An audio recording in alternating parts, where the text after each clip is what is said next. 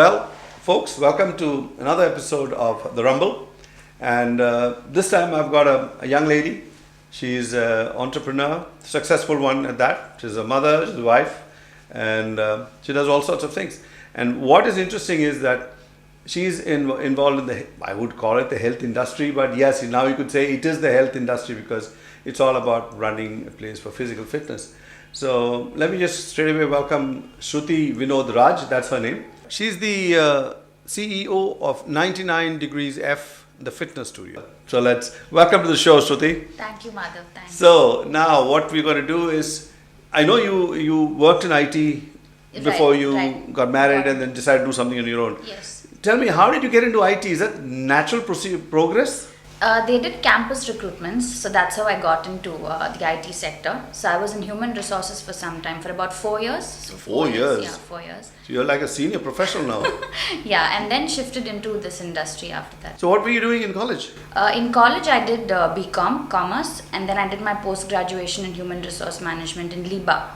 Okay. So then that's how they selected us across the campus. Then I went to work for this company for about 4 years in HR. One company all the way through? No, 2 years in one company and then 2 years in another company. So 4 years with that. Okay, so I know HR is big business today, Right. especially in the IT industry. Yes, So what yes. exactly was your function in I was involved more in recruitment, and also it involved other things like payroll processing and interviewing the candidates, setting Okay. up the candidates, giving them induction, training, all that stuff. All right, so you had a template?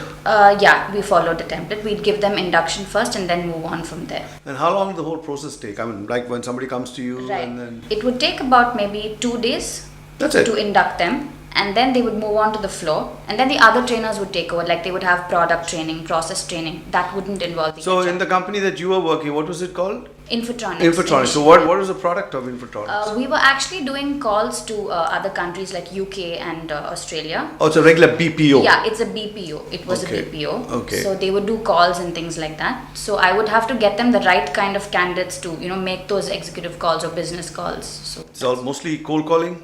cold calling, yeah, cold calling. Must have been awesomely scary. It was a little crazy, yeah. But we trained them up for that, so they were well prepared. So how did you get into the training part of it? I mean, did you do it yourself? No.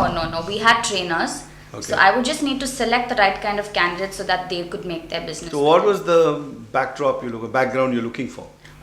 Good communication skills. They Okay. have to be able to communicate really well, and And in English, obviously. in English. No And other languages were required? no other languages were required because it was UK and Australia, and Okay. the accents also would have to be neutral. That was very important. Well, considering Yeah. some of the way these crazy Aussies talk and the crazy Englishmen talk, Yeah, you don't know yeah, whether that's a yeah.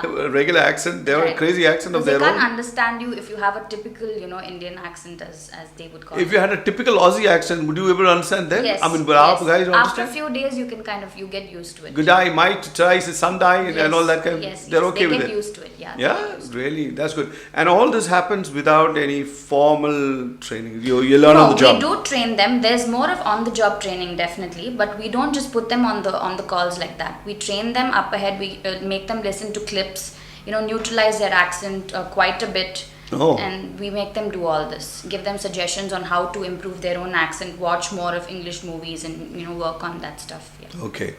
So we're going to take this in little bits because you jumped from management training to actually not management training, business management degree. Yes. And then you went into this IT industry, Yes. and then now you finally, you Health, ended yeah. up in the Health health sector. So when we come back, we'll talk to Shruti and just find out how did she get into that sector, which is a huge sector today in industry.